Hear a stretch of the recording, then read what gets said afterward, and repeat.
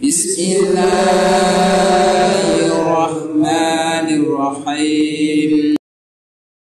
Assalamualaikum warahmatullahi wabarakatuh.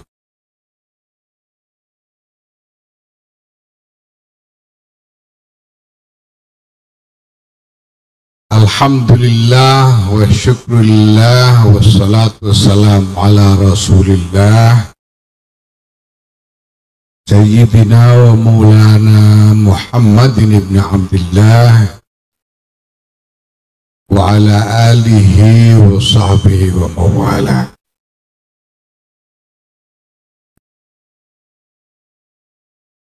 Amma ba'd, ulama'ana al-ajilla wa zu'ama'ana al-aizza. Alhamdulillah, Allah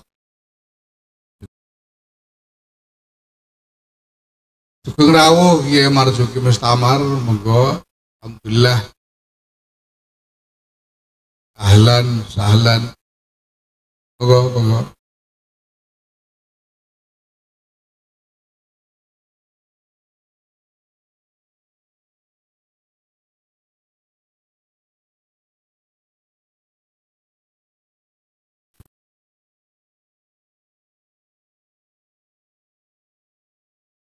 Saya hormati, saya sayangi, saya cintai Kiai Marzuki Mustamar.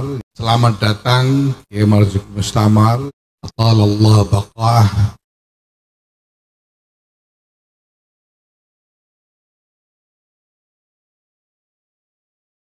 Bapak Ibu yang saya hormati, saya kira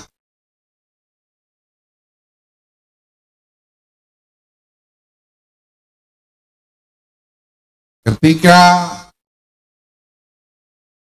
Hadratus Syekh Kiai Muhammad Hashim Asy'ari bersama pengurus besar Nahdlatul Ulama pada waktu itu menyampaikan resolusi jihad pada tanggal 22 Oktober 1945,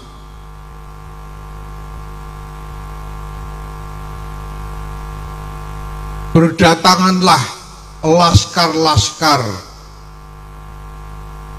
untuk bergabung dengan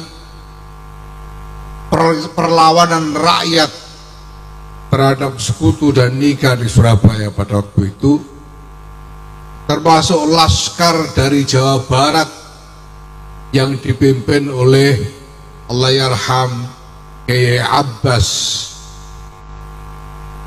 Dan waktu itu rombongan laskar Jawa Barat di bawah kepemimpinan Kiai Abbas di tengah perjalanan mampir di Rembang di tempat kakek saya Kiai Bisri Mustafa. Maka sangat wajar apabila ada ikatan batin yang kuat antara Pondok Buntut Pesantren dengan Pondok Leteh Rembang. Saya kira ini memang dijalin sejak sangat lama. Beberapa waktu yang lalu Presiden Prabowo Subianto menyatakan bahwa proklamasi kemerdekaan Republik Indonesia diproklamirkan di Jakarta, tapi ujiannya di Surabaya. Ujiannya di Surabaya. Dan kemudian saya katakan yang garap ujian itu adalah kiai-kiai Nahdlatul Ulama bersama santri-santrinya.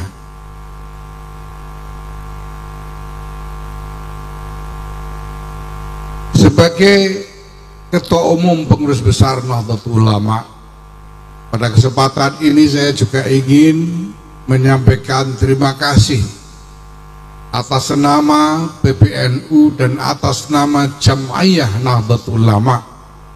Semoga senantiasa memelihara husnuzon umat kepada Jam'iyah Nahdlatul Ulama,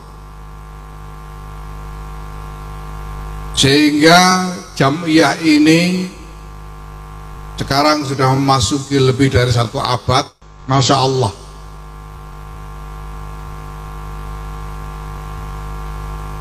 Dan bahwa Nahdlatul Ulama berkembang demikian besar, saya yakin bukan terutama oleh program-program atau kinerja dari organisasinya, tetapi yang paling utama adalah karena khidmah dari para ulama, para kiai-kiai di pondok-pondok pesantren yang terus tanpa kenal lelah mengasuh, membina masyarakat yang memang merupakan bagian dari tabiahnya para ulama. Karena al-ulama itu yang zuruna ilal ummah bi'ainir rahmah. Ulama memandang umat ini dengan pandangan kasih sayang, dan fungsi itulah wazifah yang dikerjakan, yang diteguhi oleh para kiai, para ulama, itulah yang terus memelihara husnudzon dari umat kepada Nahdlatul Ulama sehingga berkembang menjadi sedemikian besar. Saya sendiri mengatakan kepada teman-teman para fungsionaris, para kader NU bahwa berkembangnya NU menjadi begini besar ini sebetulnya tidak masuk akal. Saya sendiri tidak bisa menjelaskan dari mana asal-usul kebesaran ini. Dan kalau kita pikirkan, penjelasan paling dekat adalah ini semua karena khidmah tanpa kenal lelah dari para ulama, para kiai-kiai pesantren kita. Maka terima kasih, jazakumullah ahsan jaza. Semoga berkah dari pondok pesantren senantiasa terus menerus sumrambah, terbagi di antara kita semua secara lumintu dan lestari. Bapak Ibu yang kami hormati, di dalam Nahdlatul Ulama ini memang ada a'dha, ada atba, ada anggota, ada pengikut. Hadratus Syekh Muhammad Hasyim Asy'ari itu dulu yang beliau undang untuk bergabung ke dalam Nahdlatul Ulama itu pertama-tama adalah para ulamanya. Yaitu siapa? Para ulama dari Ahlus Sunnah wal Jamaah. Beliau katakan, "Ya ayyuhal ulama ussadatul atqiya,"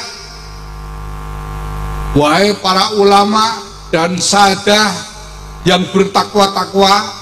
Yang tidak takwa nggak diundang, yang diundang aja yang bertakwa.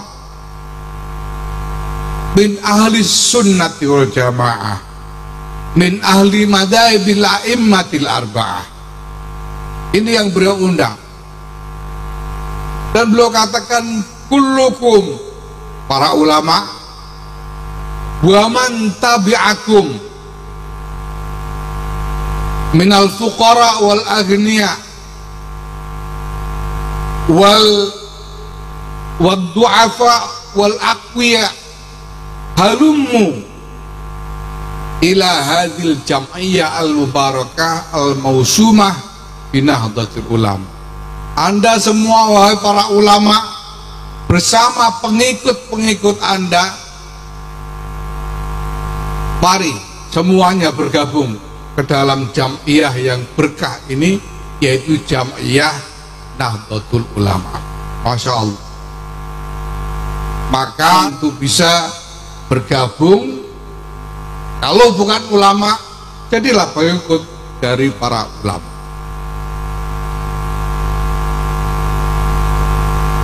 Bapak Ibu yang saya hormati, hadirin wal hadirat yang dimuliakan oleh Allah Subhanahu wa Ta'ala, di samping mengikuti mazhab para ulama, mazhab dari para muassis Nahdlatul Ulama, Hadratus Syekh juga meminta kepada siapa saja yang bergabung ke dalam Nahdlatul Ulama ini untuk bergabung dengan cara yang beliau syaratkan. Kata Hadratus Syekh, udkhuluha bil mahabbah wal widad wal ulfah wal ittihad wal ittisal bil arwahi wal ajsad. Masuklah kalian semua ke dalam Nahdlatul Ulama ini dengan mahabbah dan widad. Mahabbah, kasih sayang dan cinta. Masuklah dengan saling kasih sayang dan saling cinta. Wal ulfah wal ittihad, dengan rukun dan bersatu. Wal ittisal bil arwah wal ajsad, dan saling sambung, bukan hanya dengan jasad saja, tapi juga saling sambung di antara roh-roh kita semua. Ini pesan dari Hadratus Syekh Kiai Muhammad Hasyim Asy'ari. Ini tepat sekali kalau dialamatkan terutama kepada mereka yang tidak mengajak kepada kasih sayang, tidak mengajak kepada kerukunan dan persatuan, tidak mengajak pada ikatan batin dan jasad di antara kita semua.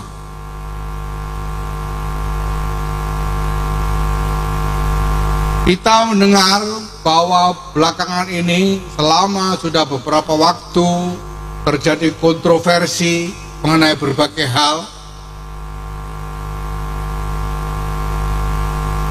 Nah, marilah kita gunakan, karena kita mengerti bahwa di dalam masalah apapun pasti ada perbedaan pandangan, ada perbedaan pendapat di antara kita.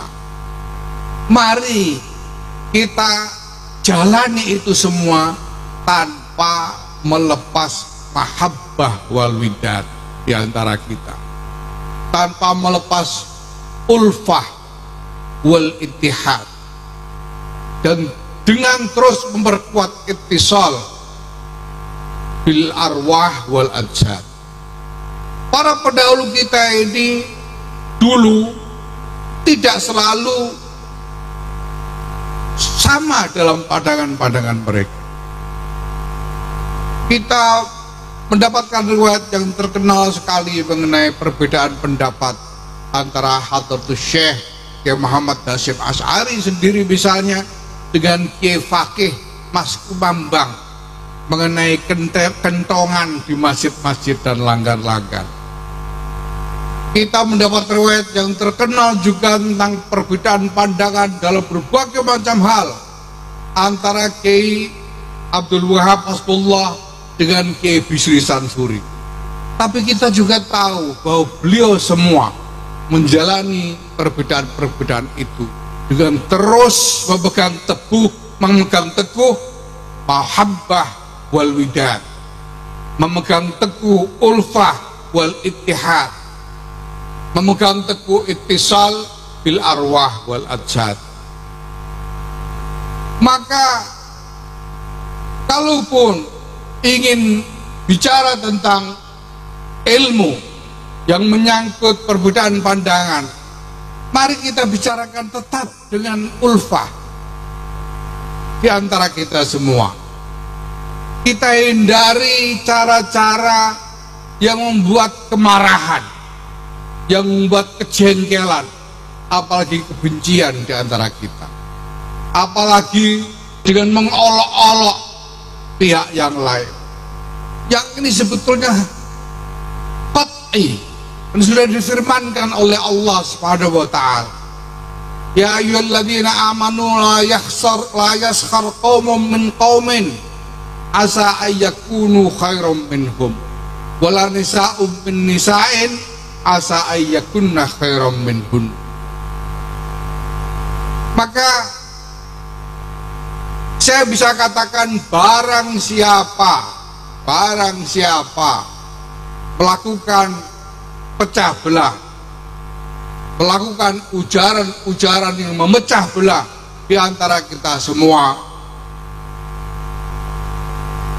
menyorongkan saling marah, saling jengkel di antara sesama, saya pastikan mereka bukan pengikut dari para ulama Nahdlatul Ulama.